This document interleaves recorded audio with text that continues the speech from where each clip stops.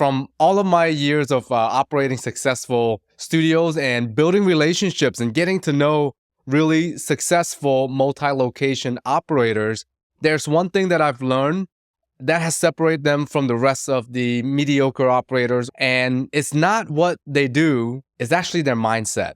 It's how they think that really makes a difference. And I'm going to be sharing this with you in our multi-location Millionaire Operator podcast series.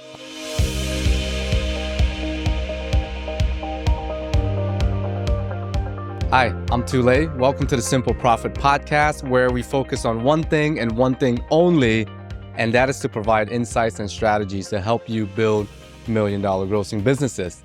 Give us a follow on YouTube, Spotify, Apple, or wherever you listen to your podcast, because this allows us to continue to produce and share free insights with you. This costs money, guys, to do, okay? It actually costs over $15,000 per episode, believe it or not, because we wanted to do it the right way. A lot of research goes into this, a lot of production note goes into this. There's a whole team behind me. So your follows and likes allows us to continue to produce and share this wonderful free content with you. So I really appreciate you guys. Thank you for that. Before we jump into that, I do want to kind of let you know one mistake that all of these successful folks, myself included, have experienced throughout our years of opening locations. When we open a new location too quickly, out of excitement that we're going to create opportunities, we're going to create income, we're going to make a difference maybe in that community. Or maybe we just say, you know what, I want another degree or notch on my belt, or I just want to say, I want to own another location. Veterans don't do that. Veterans do things very differently. But when I was just starting out, and everyone has to start from somehow, right? You don't open from 0 to 30, you open typically 1.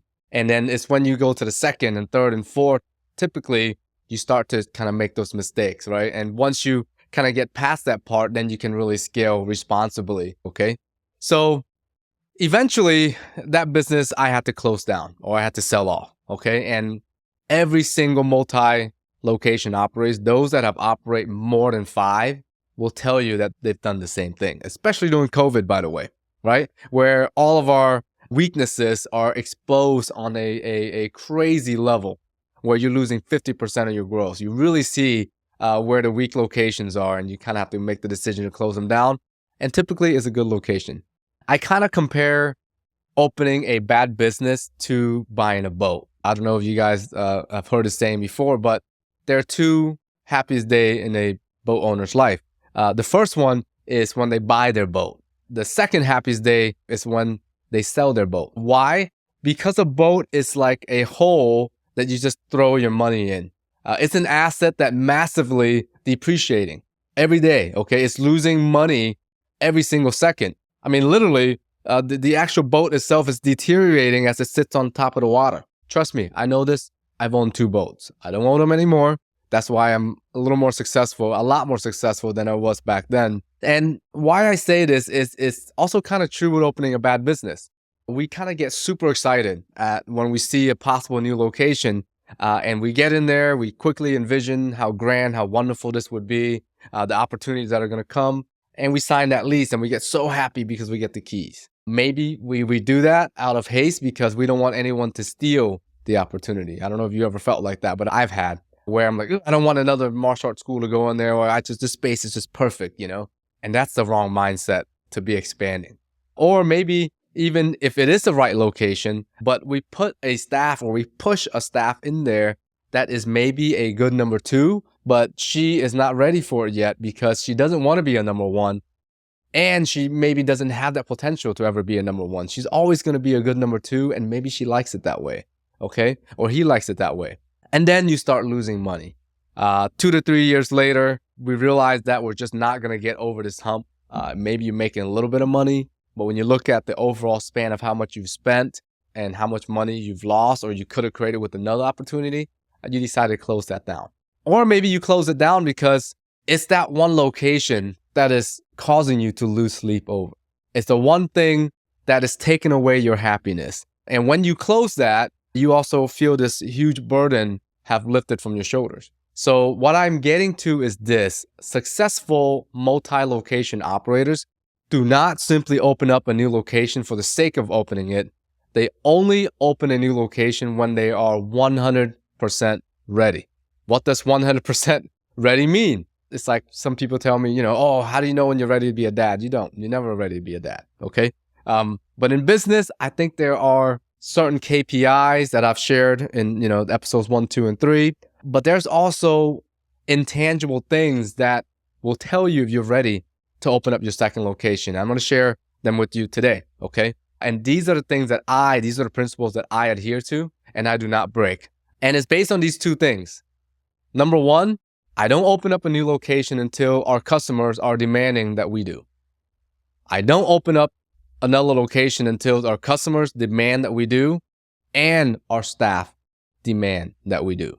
This is extremely important for me. Unless I have these two things, then and only then do I start looking at potential new locations. I don't do it the opposite way around, which I used to do. I used to drive around, look on LoopNet, if you guys are on the commercial real estate app there, and look at really great shopping centers. And I'm like, okay, that's a new location. Let's open it. Then I'm going to figure everything out. That's actually the backwards way of doing it. I don't recommend that. Ask any successful multi-location operators, the ones that really do it well, they don't do that. Or they've done that and they failed. That's why they don't do it again. So what do I mean when I say our customers are demanding that we open up a second location? I don't have customers coming up to me or our instructors saying to us, hey, Master Lei, I think you need to open another location. What actually happens is you may have, let's say, a waiting list for a program or for a particular class where you're at capacity and new customers are trying to join, but you can't get them in because you have a wait list. That's kind of like sign number one. Sign number two is every time you are at your studio, your lobby is consistently packed with parents and members. It's just packed and it just feels crowded, right? And maybe you're losing members and they're quitting or they're not starting with your trial because they're telling you your class is just too big. It's a great problem to have.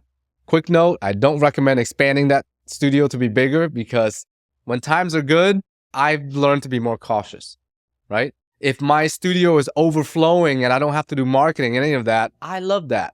I'm not going to change that. Why open, make it bigger? Now I'm forced to fill the space. I start to think about a second location. And the third sign that your customers are demanding that you open up a second location is you're seeing a ton of trials and leads that are coming into your studio and you're not spending $1 on Facebook or Google ads. Why is that? It's because now you have authority in your community, right? Your particular studio is where everybody is coming to get whatever services that you're providing, martial arts, dance, yoga, whatever. And you're providing that service so good that they're naturally just telling their family members and friends to join. The Google reviews are just off the chart. If you research Encourage Martial Arts, INCOURAGE martial arts, you're going to see our 5 locations. And you're going to see that our Google reviews are probably double or triple the amount of our competitors, if not tenfold. And all of them are good, 4.9% all the way across. When you get to that level, it shows you what we call in business, you have achieved product market fit. Okay. What does product market fit means? It means that the market, the town that you're in, the city that you're in, the area, the neighborhood that you're in wants what you have and they want a lot of it. Okay. Not only do they want what you have, they're also NPS score, net promoter score is so high that they are referring people to you. It's kind of like when you go to a restaurant and you eat there for the first time and the food was amazing, the ambiance was awesome, and the service just impeccable. And just before you leave, right, they give you a nice little chocolate bun that is just so tasty on your way out as just an extra thank you. And you had such a wonderful anniversary dinner with your wife that the next day you tell all your coworkers about it. That's product market fit. That's when someone experienced their first class with you and their kids are like just so blown away from it. They keep saying, when can I come back, Mom? When can I come back, Dad? As they're driving home. And then the next day they wake up and they say, am I going to Taekwondo class today? Am I going to Encourage today? And the parents are like, all right, I guess I'm going to have to pay for this because my child loves it. That's when they'll start referring members when they hear like, oh, I'm thinking about martial arts classes or I'm thinking about yoga classes. And the first thing, without asking for it, you turn over and be like, hey, I have the best place for you, right? Unsolicited promotions. That's when you know you have good product market fit. And that's what I mean when I say our customers are demanding that you open your second location. Until you get that, I don't recommend you doing it. And the second point is, what does it mean when I say our staff starts to demand that you open a new location? This part literally means our staff is coming up to me and our team saying, "Hi, Master Lay, I would like the opportunity to lead my own location.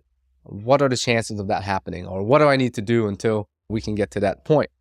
And this cannot be your number one at that location telling you. And if you are the number one staff member teaching most of the class at that location, I'm just going to say it, you're not ready for a second location, okay?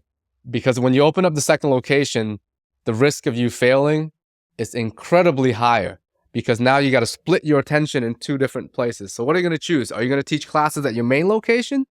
Or are you going to teach classes at your second location? Or are you going to split your time 50-50? The point is, don't teach any class. Just stand back here like this and have somebody else teach your class, right? So if you are operating one location right now that way, I recommend just to pretend you have two locations. Just pretend you have an imaginary second location and you say Monday, Wednesday, Friday, I'm going to be at my main location. Tuesday, Thursday, Saturday, I'm going to be at my second location. So don't show up on your main location Tuesday, Thursday, and Saturday. Work on your business instead. See what happens to your first location. After maybe 2 weeks of this, you may like it. You may say, "Hey, I just gave myself 3 days off in a week where I can work on my business or on my life or whatever you want to do. And my business is doing okay." That's a good sign. And then maybe a month later, it's still doing well. Maybe 3 months later, it's still doing well. And you say, "You know what? I'm going to give myself Monday offs too." Now you're only coming in Wednesday, Friday. 2 months ago, it's working fine. You're going to start to see which staff members start to step up in your location, which staff member you can trust, and which staff members you can actually make a number one. All right. But until you can do that, don't open a second location. If you do this test period for like a month and you're out of your school for 3 days out of the week and your school starts to decline and you got to step back in, then you know you don't have a number one. You got to build a number one. That's what I recommend. If you're just at one location and you're thinking about opening your second one, don't do it. Just pretend you've already opened it and give 50% of your time away from the school just so you can see what that's like. All right. And the ideal situation is you pretend you have a second location, but you have one. You step away and you're actually not at your studio at all, not teaching any classes, not even in the front office. And the school is actually doing well. And you know what? It actually is going to do better because you have all this time over here. You're working on marketing. You're working on curriculum improvements. You're working on things that you normally don't get to work on because you're working in your school, right? That now when you step away, you have more time to do all of that, plus train your staff. Meet with these staff members that are actually running your schools to say, "Hey, this is what I recommend." Or you sit in a class and you just grade your staff members, or you see, what part of my curriculum am I not seeing, That's what I recommend before you open to your second location, okay? Very important, guys.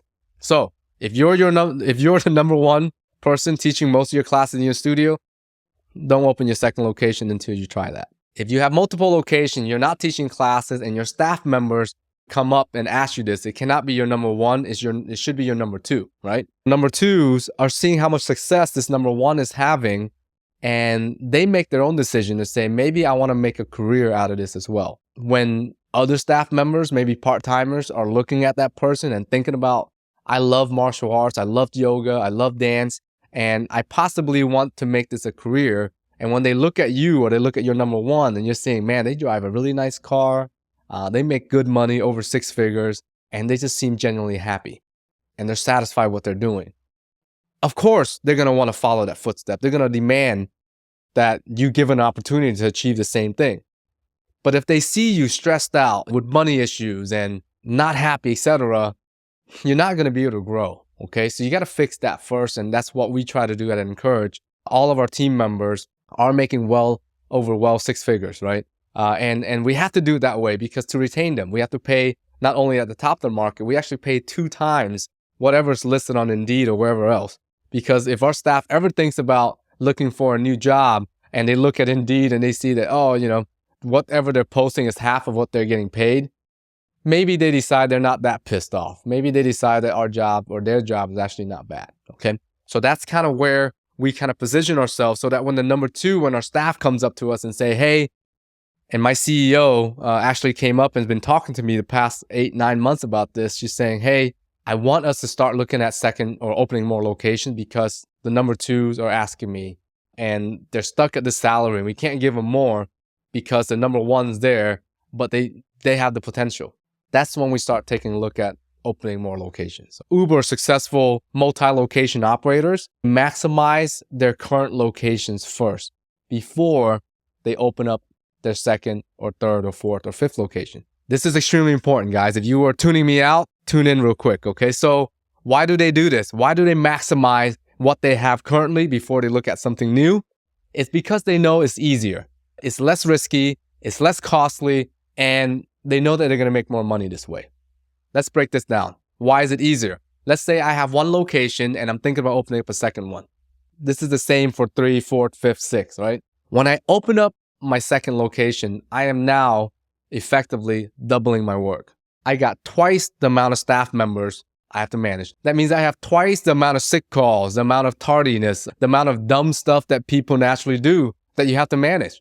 That's just in reality. When you work in a leadership role, you work with people, and then the facility itself, right? You got maybe twice the amount of mirrors, the chances of a mirror that gets cracked. Vehicles that you have to maintain if you do after school or summer camp. Twice the amount of equipment that you have to think about and buy for the school, right? Uniform, t-shirts, pads. And then you also have twice the amount of administrative work. And why would it be less risky, you say? Well, this is easy. If you listen to episode 8, 9, and 10, then you already know why. Every time you sign a lease, you're putting yourself, your business, and your life at risk, especially if you're going to get that personal guarantee. Because if something catastrophic happened at this new location, you guys know this about me. I think worst case scenario. Something catastrophic to me is COVID is one, but two, maybe a staff member decide to do something really, really dumb. And we get on the news for all the wrong reason. It would destroy the rest of our business. Not just that one location, the rest of it's going to impact as well. That's the worst case scenario. So that's why it's less risky. And why would it be less costly and more profitable to maximize our current locations if you're opening up a second one? Because you're going to spend at least $30,000 to $100,000 to start up a new studio. And I hope that you're not taking out a loan to do that. You're paying out of cash. What I always recommend to do when you open a new location. You got to have the money to open your location first. And then you got to also have the emergency funds behind that as well. So if you don't have that money, $60,000 to $200,000 sitting there, don't open your second location, guys. You're just asking for trouble. Especially now if you're going to go into a loan. Not only are you going to have a loan, a debt to somebody, you also got the landlord. You got two other people that are putting pressure on you to pay them first before you can pay yourself, your staff, etc. In bigger markets, in bigger cities where rents are higher, you're now looking at least $60,000 to $200,000 in operating costs for startup before you make any dollars, okay? So let me give you a scenario. Let's say give me $200,000 and I am going to guarantee you, I'm going to put my life on the line, guarantee you. I'm going to give you not only your $200,000, all of it back in 12 months, but I'm also going to pay you $5,000 a month, every month, from now until the end of the year. Would you do it? The answer is yes. You're going to make $60,000 and you're going to get your $200,000 back in 12 months. So your $200,000 turns into $260,000. Of course, you're going to do it. And then what if I said, if you give me $200,000 for 12 months and every month on the first of that month, I'm going to flip a coin. If it lands on heads, I'll give you $5,000. If it lands on tails, you give me $5,000. Oh, and by the way, if there's more tails than heads after the 12 months, after 12 flips, I also get to keep your $200,000. Would you play? The answer is no. If the answer to the question of, are there ways for you to make $5,000 more per month at your locations or your single location is yes, then you should not open up your new business, guys. Think about the example I just gave you, right? If you have $200,000 sitting in the bank and you're telling me at your current business opportunity, there are definitely ways for you to make $5,000 more per month. Why would you take this $200,000, open up a new location, all the risk, all the headache management to maybe make $5,000? Because it's a gamble. You may make $5,000 a month. You may lose $5,000 a month. You just don't know. But if you're telling me I can keep the $200,000 in my bank right now, and I look at all of my locations or my single location, and there are definitely ways I can make $5,000 more per month, you have your answer. This is the single most important mindset of multi-location operators you need to understand. How I look at things is this. How do I maximize my earnings while decreasing my risk exposure? I shared this with you before about how I look at long-term success. I don't focus on hitting home runs. I just don't. I focus on not getting killed by that fastball that's coming at me, right? Because I don't care if I strike out once in a while, right? Because if I don't die, if that ball doesn't hit me, if I'm trying so hard to hit a home run, I get another chance at bat. This is the same thing in business. I don't want to make that huge mistake that can financially ruin me in my business, that will bankrupt me and I lose all my business. Because if I don't make that big mistake, I know I still have my business and I have another day to make more money. I will tell you right now, there are multi-location operators there right now that will gladly get rid of 50% of their locations because 50% of them are doing so well, the other 50 not so well, if they can just like this, without any money. And if they say not 50%, I guarantee you there may be one or two locations that if you give them the option that says, hey, starting tomorrow, you no longer have to worry about this business. You're not going to get any money back, by the way. You're going to lose everything there, right? But you no longer have to worry about it. There's $0 more you have to put into the business. Like that. They will take it. This is the principle of how super successful multi-location operators think. They maximize what they have first while they minimize their risk. All right? Join us for the next episode as we continue to unpack the why, how, and what success looks like when you're operating multi-locations. Sneak peek, we got some good guests coming, okay? Please share this podcast with a friend and check out mystudio.io if you're looking to level up your business and learn what we do at our 6 encouraged locations to average $1 million per business per year. Thanks so much, everybody. See you on the next episode.